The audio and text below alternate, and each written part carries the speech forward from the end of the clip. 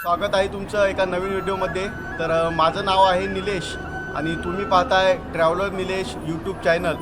तर सध्या आपण मथुरेमध्ये आहोत आणि मथुरेत सकाळी 7:30 वाजले आणि हे तुम्हाला धुकं दिसत असेल सकाळच्या टायमाची, सगळी धुंद पसरलेली आहे।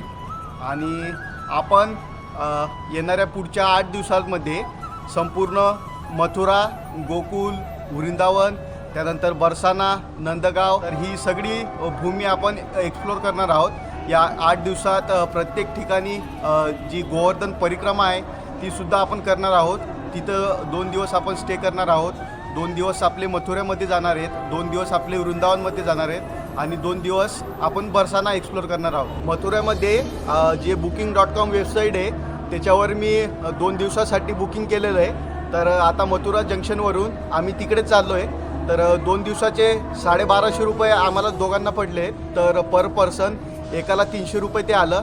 तर खूप वाजवी भावात आम्ही मथुऱ्यात राहणार आहोत आणि आजचा दिवस संपूर्ण दिवस हा मथुरा आणि गोकुल हे 2 दिवसात आपण एक्सप्लोर करण्याचा प्रयत्न करू आणि ते झाल्यानंतर गोवर्धन परिक्रमेसाठी गोवर्धनला जाणार आहोत। तर 21 किलोमीटरची ती परिक्रमा मी तुम्हाला या व्हिडिओमार्फत दाखवणारच आहे।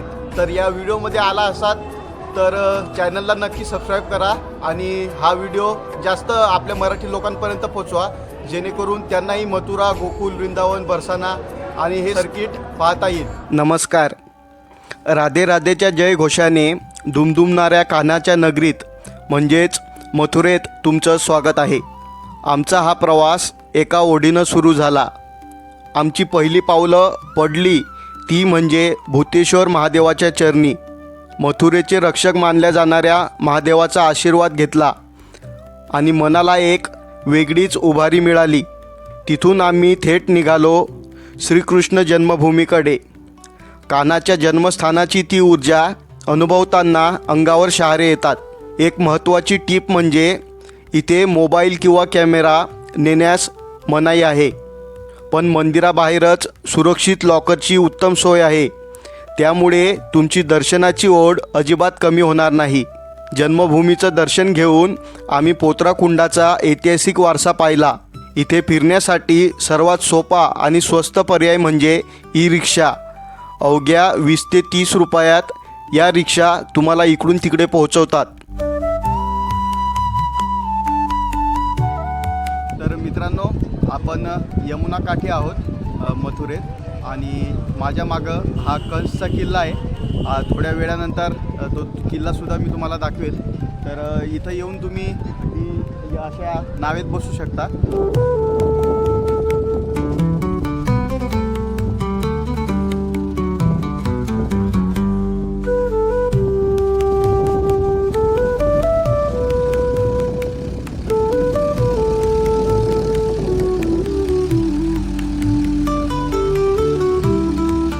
दुपारची वेळ होती। द्वारकाधीश मंदिर बंद असल्याने आम्ही आमची पावलं विश्राम घाटाकडे वळवली।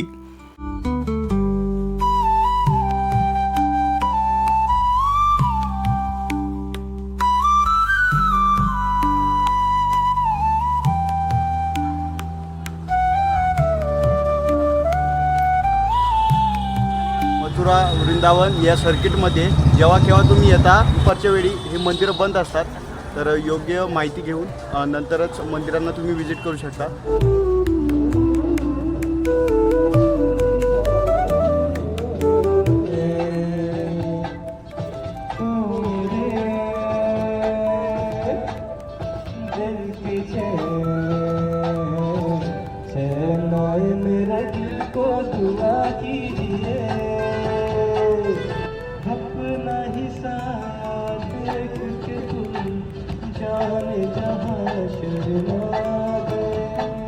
अभी तो ये पहली मंजिल है, तुम तो अभी से घबरा गए। मेरा क्या होगा सोचो तो जरा,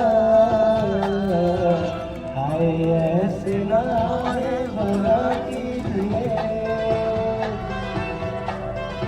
हो मेरे।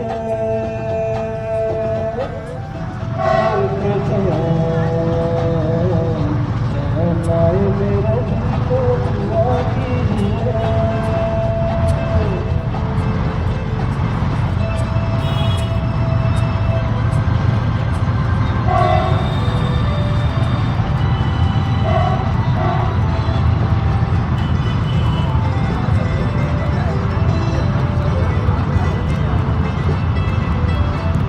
यमुनेचा तो अथांग विस्तार आणि घाटावरची शांतता मनाला तृप्त करून गेली. फक्त 50 रुपयात आम्ही यमुनेच्या पात्रात बोट राईड केली. नदीच्या लाटावरून मथुरेचं दर्शन घेणं हा या प्रवासातील सर्वात नयनरम्य क्षण होता.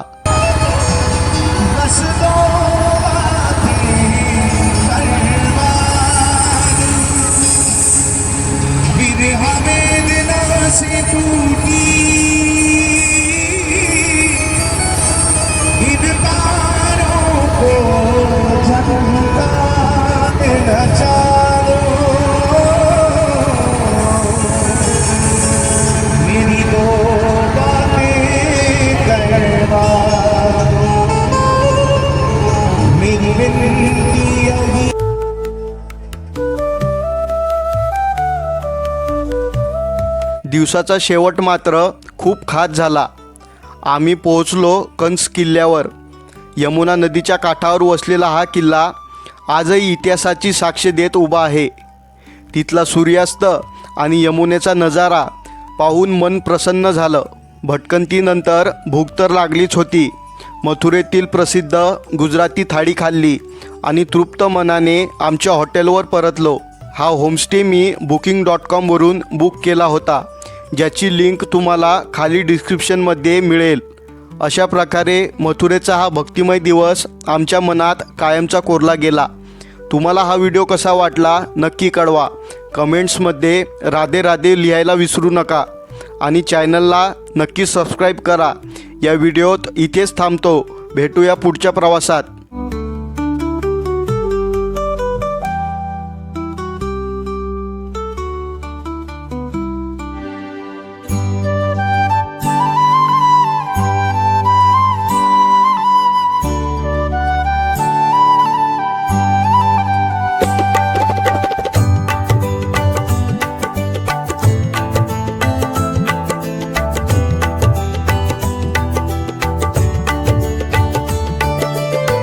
मित्रांनो, मथुरेमधील हा दुसरा दिवस आहे आपला आणि आज आपण बाईक रेंट घेतली आहे. ही जी होंडा शाईन आहे 100 CCची, ती आम्हाला 400 रुपयात पडलेली आहे. 1000 रुपये आम्ही डिपॉझिट त्याला दिलेलं आहे, तर एकूण 1400 रुपये त्याला दिलेले आहेत. त्यातले 1000 रुपये जेव्हा आपण बाईक रिटर्न करतो तेव्हा 1000 रुपये आपल्याला रिटर्न भेटतात. मी जर मथुरेत आलात तर अशी बाईकसुद्धा रेंट घेऊ शकता आणि ही बाईक रेंट घेऊन मथुरा, वृंदावन, गोकुल, बरसाना असं वेगवेगळ्या ठिकाणी तुम्ही जाऊ शकता. तर भारद्वाज होमस्टेमध्ये आम्ही राहिलो आहे. त्यांच्याच ओळखीतलं एक स्टोअर होतं हे, तिथून आम्ही ही बाईक घेतली. हा माझा मित्र आहे अनिल. आज मी आलो इकडं मथुरा वृंदावनला. तर आम्ही सोबत एक्सप्लोर करणार आहोत. जवळपास 8 दिवस इकडे राहणार आहोत. तर मित्रांनो, आपण आता मथुरेवरून गोकुलला चाललो आहे आणि ही बाईक रेंट घेतली आपण होंडा शाईन. तर हा कसं काय गोकुल असणार आहे ते सर्व दाखवण्याचा प्रयत्न मी तुम्हाला करेल. तर गोकुलमध्ये बरेचसे श्रीकृष्णच्या रिलेटेड जागा आहेत. त्याच्यात नंदभवन आहे आणि अनेक बरेचसे खूप मंदिरं आहेत आणि यमुनेचा घाट आहे. ते सगळं आज आपण या व्हिडिओमार्फत एक्सप्लोर करणार आहोत. राधे राधे. आज आम्ही निघालो आहोत त्या नगरीत जिथे साक्षात परब्रह्म लहानगा कानाहून बागडले, ते म्हणजे गोकुळ. दिवसाची प्रसन्न सुरुवात झाली श्री नंद यशोदा भवनातून, जिथे कानाच्या पैंजनाचे नाद आजही हवेत तरळतात. तिथून आम्ही पोहोचलो रमण बिहारीजी मंदिरात, जिथे कीर्तनाच्या सुरांनी मन तृप्त झालं. यानंतर आम्ही रमण रेतीच्या त्या पावन मातीत लोटांगण घेतलं. ही तीच ऐतिहासिक रेती आहे जिथे भगवान श्रीकृष्ण आपल्या सवंगड्यांसोबत खेळले होते. म्हणूनच या मातीचा स्पर्श भाग्याचा मानला जातो.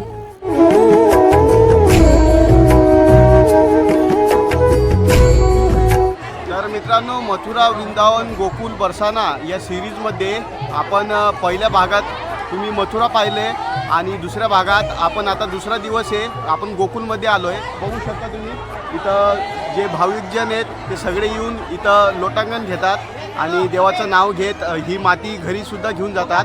तर इकडच्या साईडला हे रमण रेतीचं मंदिर आहे आणि इथं जेव्हा केव्हा गोकुलमध्ये आलेत तर इथं अवश्य भेट द्या. फॅमिली करून जर आलेत तर अजून तुम्हाला इथं आनंद येईल. ही माती माथ्याला लावा आणि देवाचं नाव घ्या. तुम्हाला एक सुखद अनुभव इथं आल्यानंतर रमण रेतीला नक्की वाटेल.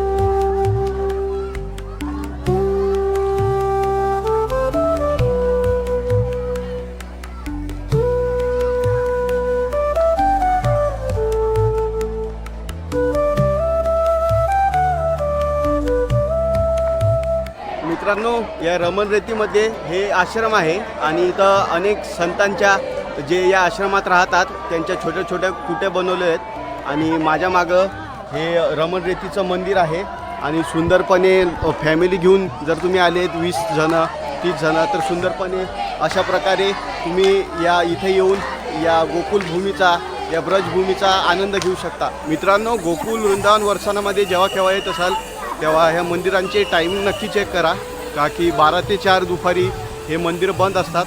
तर आता 12 वाजलेत, आम्ही या रमण रेती मंदिराच्या बाहेर आता जातोय.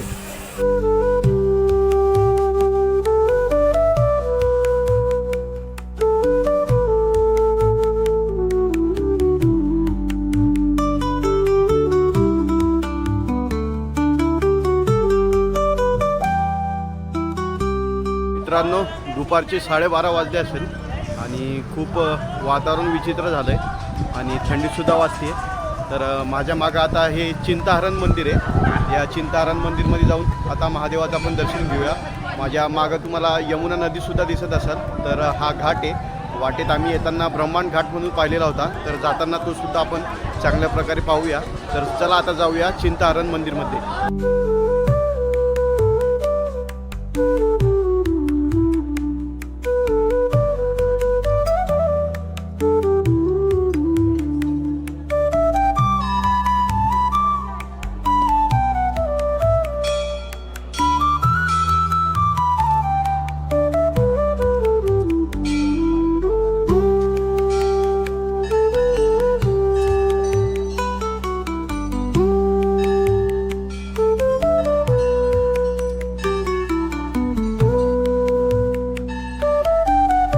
विलोभनीय ब्रह्मांड घाट, जिथे माती खाल्ल्याच्या बहाण्याने बालकृष्णाने माता यशोदेला स्वतःच्या मुखात संपूर्ण ब्रह्मांडाचे दर्शन घडवले होते.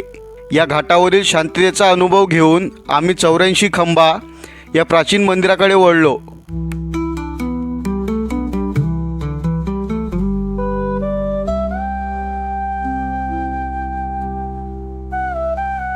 दिवसाचा शेवट झाला चंद्रावली मंदिरात. हे स्थान म्हणजे निसर्गाचा अद्भुत आविष्कार आहे.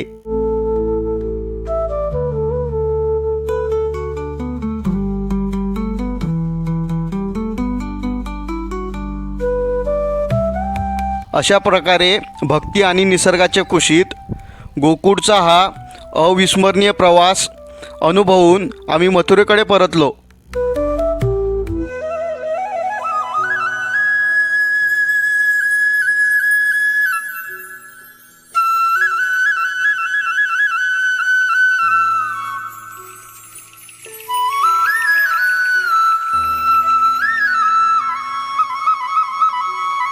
गोकुळच्या गोड आठवणी मागे सोडून आम्ही मथुरेत पाऊल ठेवलं, कारण पुढचे 2 दिवस आम्हाला गिरिराज गोवर्धनच्या चरणी घालवायचे होते.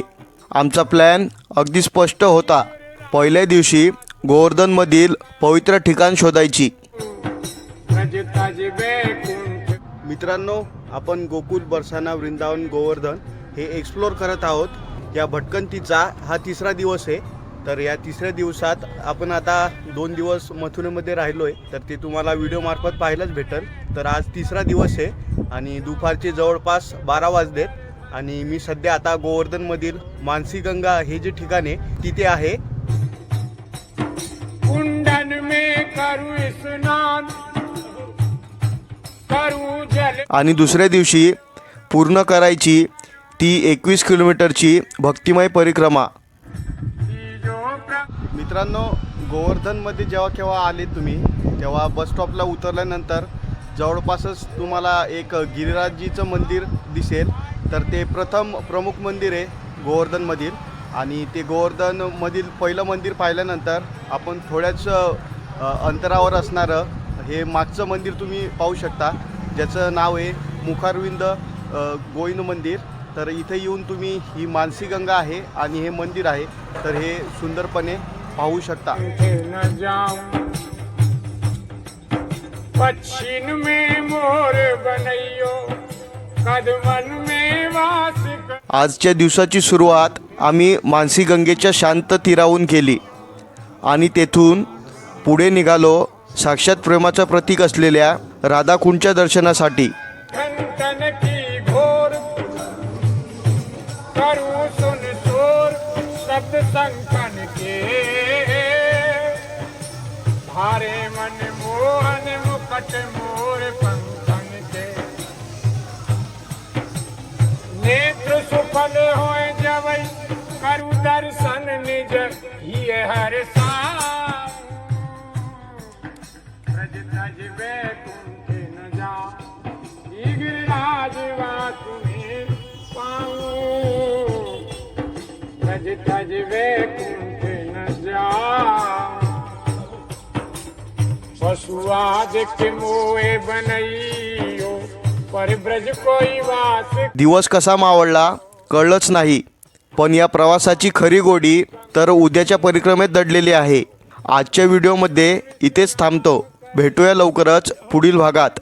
तोपर्यंत राधे राधे. करूं ने तो टहल चलूं गाड़ी में मैं चरो पर.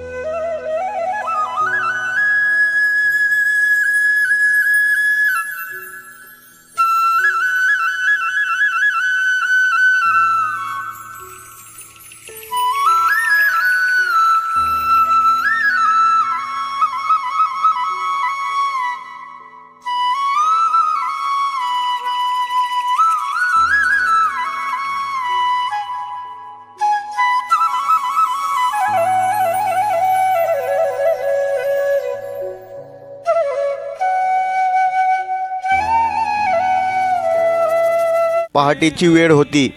हवेत एक विलक्षण गारवा होता आणि त्याहूनही मोठी शांतता. आजचा दिवस सामान्य नव्हता.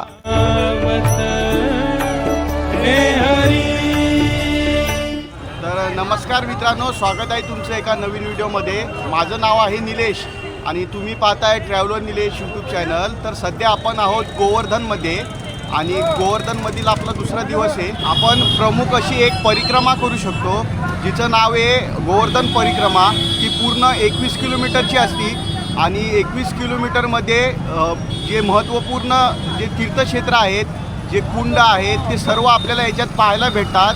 तर गिरिराजजीचं दर्शन केल्यानंतर आपण ही परिक्रमा सुरू करू शकतो. आता सध्या मी दानघाटीला उभा आहे आणि इथून 21 किलोमीटरची ही परिक्रमा असती. शक्यतो मौन पाळा, म्हणजे जेणेकरून तुमचं नामजप झालं पाहिजे. मनातल्या मनात देवाचंच नामस्मरण करा. पांडुरंगाचं तुमचं जे कोणी इष्ट असेल, भगवान तुम्ही ज्यांना कोणाला मानत असेल त्यांचं नामस्मरण करत या संपूर्ण 21 किलोमीटर गोवर्धनची परिक्रमा केल्यानंतर हिंदू परंपरेनुसार ज्या 84 लाख योन्या आहेत, त्या योन्याच्या घड्यातून आपण मुक्त होतो असे मानले जाते. त्या कारण शांततेने मौन पाडतात आणि चर्चा झालीच तर देवाची पांडुरंगाची झाली पाहिजे. नाहीतर शक्यतो मौन पाळा आणि मौन पाळून तुमच्या राईटी साईडला हे गिरिराजजीचं संपूर्ण परिक्रमा आहे. वेळोवेळी जागी जागी तुम्ही किती अंतर कापलं आहे त्याच्या सगळ्या पाट्या इथं विस्तृतपणे लावलेल्या आहेत. त्या पाट्या पाहत शांततेत हळूहळू तुमची जशी क्षमता आहे तशा प्रकारे तुम्ही ही परिक्रमा करू शकता. आज आम्हाला त्या शक्तीला स्पर्श करायचा होता जिने शतकानुशतके भक्तांना आधार दिला आहे. दिवसाची सुरुवात झाली. समोर होतं 21 किलोमीटरचं अंतर आणि मनात होतं केवळ त्या गिरधारीचं नाव. जसजशी पावले पुढे पडू लागली तसतसं आजूबाजूचं जग बदलू लागलं. हा रस्ता केवळ डांबराचा किंवा मातीचा नव्हता, तर हा रस्ता होता सुवकडून कृष्णाकडे नेणारा. कारी धोरी उठाए कारी धोरी बछियन टेर बुलावे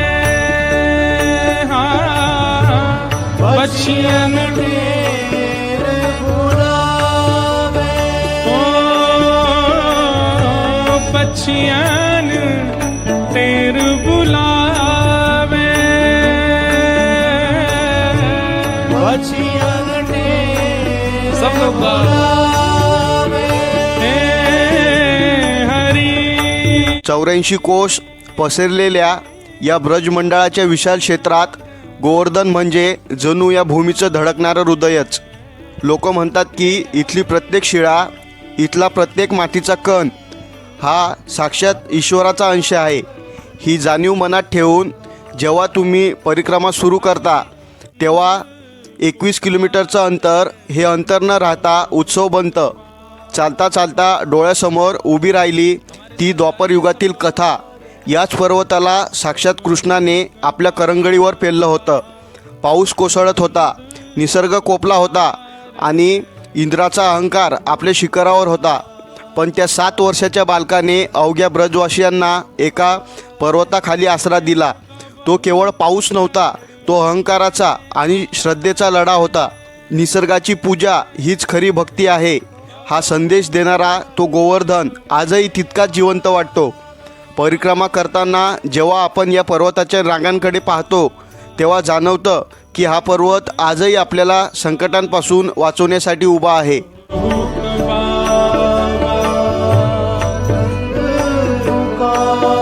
हे कबहू क घर में आवे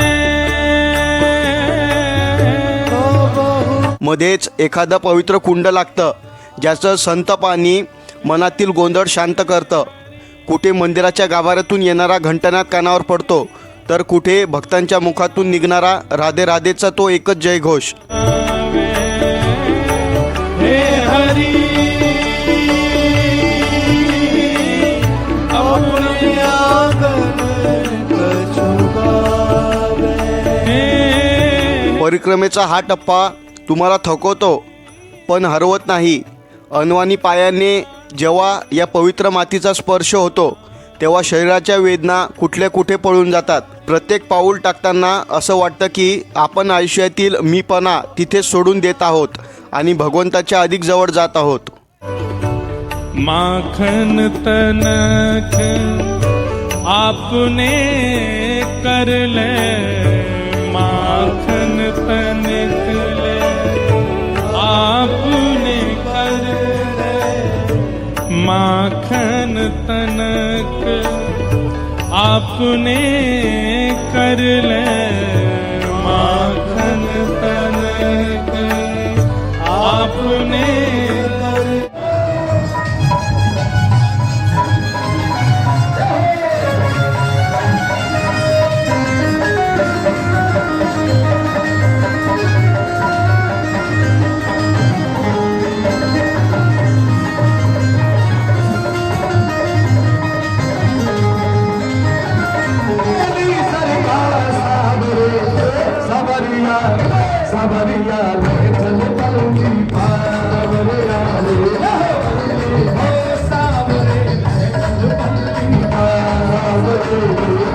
कबहू कचिते प्रतिबिंब खम्ब में कबहू कचिते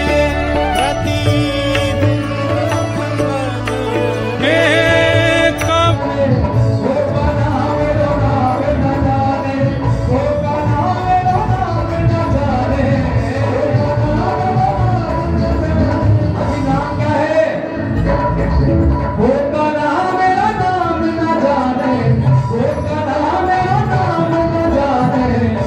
राधा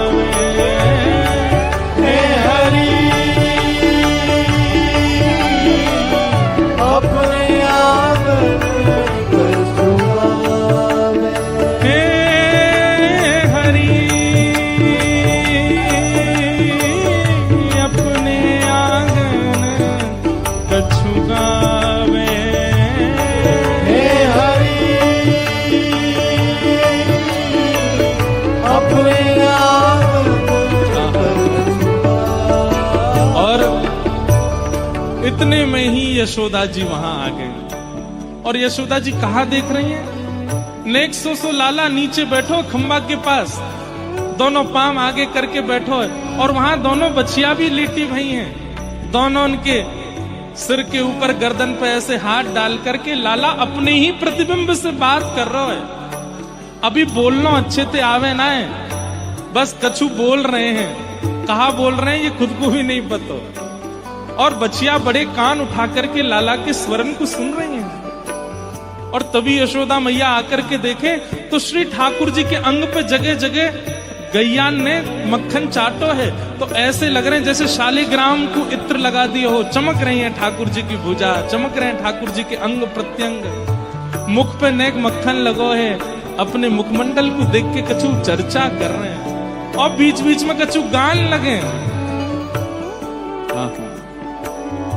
दूर देखत जसुमती यह लीला, दूर देखत यशुमती यह लीला, हर्ष 21 किलोमीटरचा हा प्रवास केवळ पायांनी केलेला प्रवास नव्हता, तर तो मनाचा प्रवास होता। परिक्रमेचा शेवटचा नमस्कार करताना असं वाटलं की आपण काहीतरी मोठं मिळवलं आहे। आयुष्याची धावपळ, ताणतणाव आणि चिंता या साऱ्यांपासून दूर आपण काही तासांसाठी का होईना पण त्या परमानंदात होतो। परिक्रमा पूर्ण झाली, पण त्या अनुभूतीची शिदोरी आता कायमची सोबत आहे। पुढच्या वेळी जेव्हा तुम्ही आयुष्यात थकाल तेव्हा एकदा या पावनभूमीची ही भक्तीची पाऊलवाट नक्की चालून पहा, तिथे तुम्हाला तुमचा कृष्ण नक्कीच भेटेल। नित ही देखत भावे,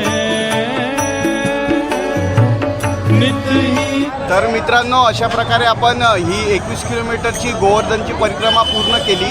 तर अशीच सेम परिक्रमा तुम्ही सुद्धा करू शकता। व्हिडिओमार्फत तुम्हाला संपूर्ण माहिती मिळेल। आणि चॅनलला सबस्क्राईब केलं नसेल तर चॅनलला नक्की सबस्क्राईब करा। मी भेटतो तुम्हाला एका पुढील व्हिडिओमध्ये। राधे। अपने याद में बचूंगा।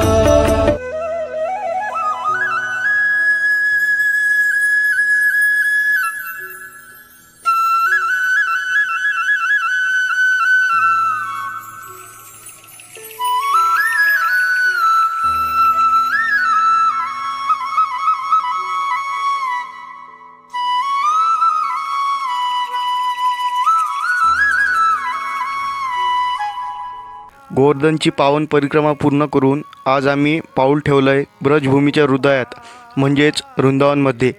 पोचायला दुपार झाली। आमची सुरुवात झाली ती पवित्र केशी घाटापासून। समोर संत वाहणारी यमुना मैया आणि घाटाची ती भव्यता। असं म्हणतात की याच ठिकाणी प्रभू श्रीकृष्णाने केशी दैत्याचा वध केला होता।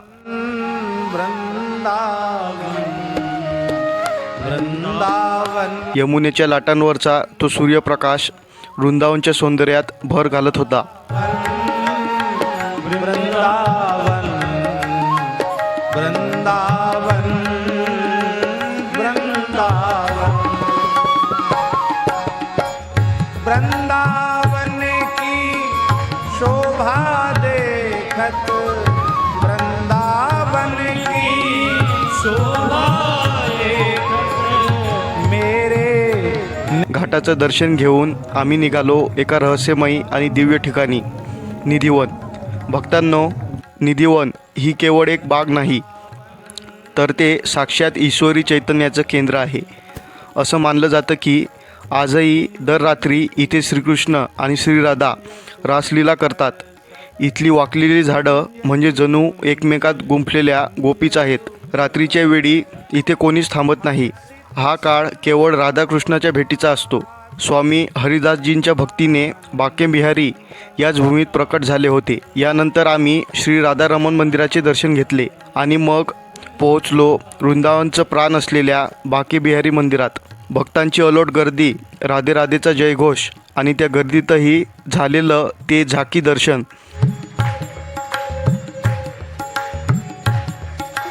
वृंदावनमधील आमचा दुसरा दिवस. अटलिया चौराहा येथून आम्ही इलेक्ट्रिक ॲटो पकडली आणि निघालो इस्कॉन मंदिराकडे. संपूर्ण ब्रज मंडळात या ई ॲटोचा प्रवास खूपच आनंददायी वाटतो.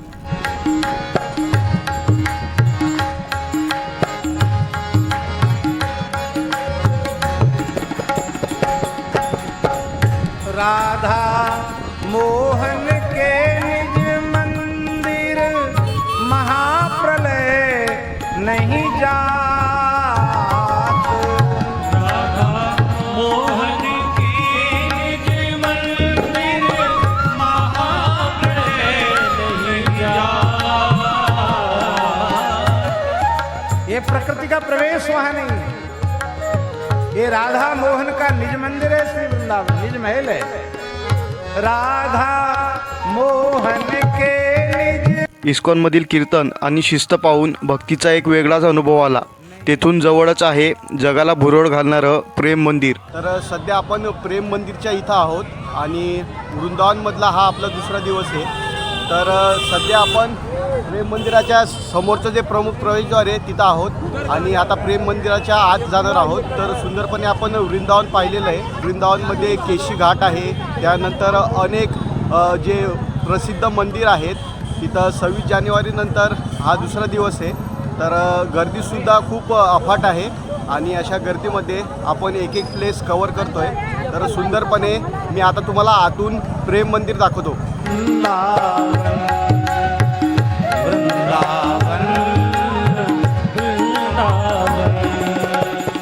वृंदावन की शोभा देखत, वृंदावन की शोभा देखत मेरे नैन सिरात। वृंदावन वृंदावन वृंदावन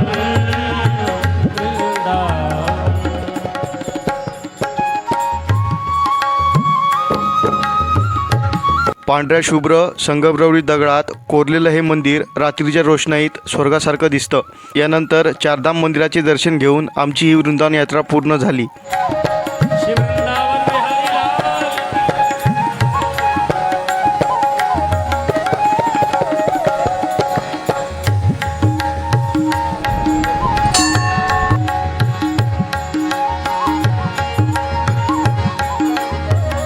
वृंदावन म्हणजे संतांची भूमी, प्रेमाची नगरी.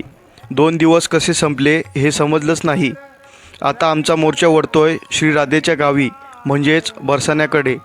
भेटूया पुढील भागात. तोपर्यंत म्हणा राधे राधे. नहीं संध्या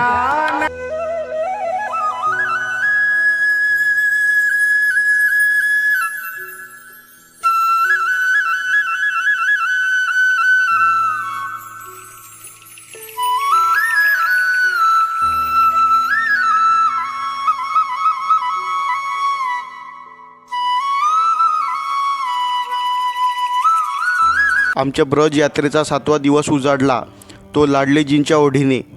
आम्ही निघालो होतो थेट बरसाण्याला, जिथे आजही हवेत राधाकृष्णाच्या प्रेमाचा सुगंध दरवळतो. बरसाण्यात पोचल्यावर समोरच दिसला तो भव्य डोंगर, ज्यावर राधाराणीचं मंदिर डौलाने उभं होतं. वेळ वाचवण्यासाठी आणि उंचावरून बरसाण्याचा विहंगम नजारा पाहण्यासाठी आम्ही रोपवेचं तिकीट काढलं आणि काही मिनिटातच आम्ही राधाराणीच्या चरणाशी नतमस्तक झालो. तिचं ते तेज पाहून प्रवासाचा सगळा थकवा कुठल्या कुठे पडून गेला. विमल विमल यश गाऊं, विमल विमल यश गाऊं, किशोरी तोरे चरणन की रज पाऊं, किशोरी तोरे चरणन की रज पाऊं, हे श्री राधे तेरे चरणन की. सध्या राधाराणीचं जे जन्मस्थान आहे तिथं आपण आहोत आणि बरसाण्यामधलं हे राधाराणीचं हे प्रमुख मंदिर आहे. तर मित्रांनो, बरसाण्यामधील हा आपला पहिला दिवस आहे आणि सुंदरपणे आपण राधा राणीचं जे जन्मस्थान आहे बरसाणा हे सुंदरपणे एक्सप्लोर करणार आहोत आणि वेगवेगळे जे मंदिर आहेत. तर इथं वरती येत असाल तर तुम्ही रोपवेने सुद्धा येऊ शकता. वन वे 50 रुपये तिकीट लागतं. तर ते तिकीट काढून वरती तुम्ही या मंदिराला येऊ शकता. तर या मंदिराकडून तुम्ही जेव्हा रायटी साईडला जाल तेव्हा अजून 2 मंदिर सुंदरपणे तुम्ही या बरसाण्याला आल्यानंतर पाहू शकता. पौराणिक कथा सांगते की द्वापर युगात जेव्हा भगवान विष्णूंनी कृष्ण अवतार घेतला तेव्हा ब्रह्मदेवांनी त्यांच्या लीला डोळे भरून पाहण्यासाठी स्वतः या डोंगराचे रूप घेतले होते. म्हणूनच याला ब्रह्माचल पर्वत म्हणतात. दर्शन घेऊन आम्ही पुढे पायी चालत निघालो. तेव्हा वाटेत श्री कुशल बिहारीजी यांचे सुंदर मंदिर लागले. तेथून थोडे पुढे गेल्यावर आम्ही पोहोचलो मान मंदिर येथे. हे तेच ठिकाण आहे जिथे राधाराणी श्रीकृष्णावर रुसून मान धरून बसायच्या आणि कान्हा त्यांची मनधरणी करायचा. डोंगरावरून खाली उतरताना आम्ही गहरवर वन पाहिले.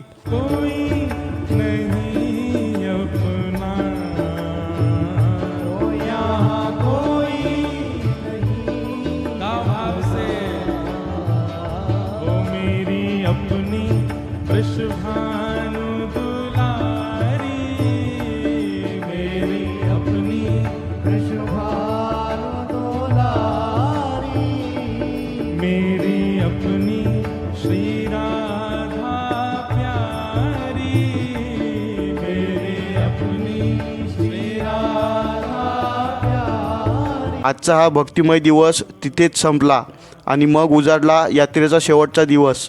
आम्ही बरसाण्याहून नंदगावला पोहोचलो. तिथे श्रीकृष्णाचे दर्शन घेतले आणि आमचे 10 दिवसांच्या या अविस्मरणीय ब्रज यात्रेची सांगता झाली.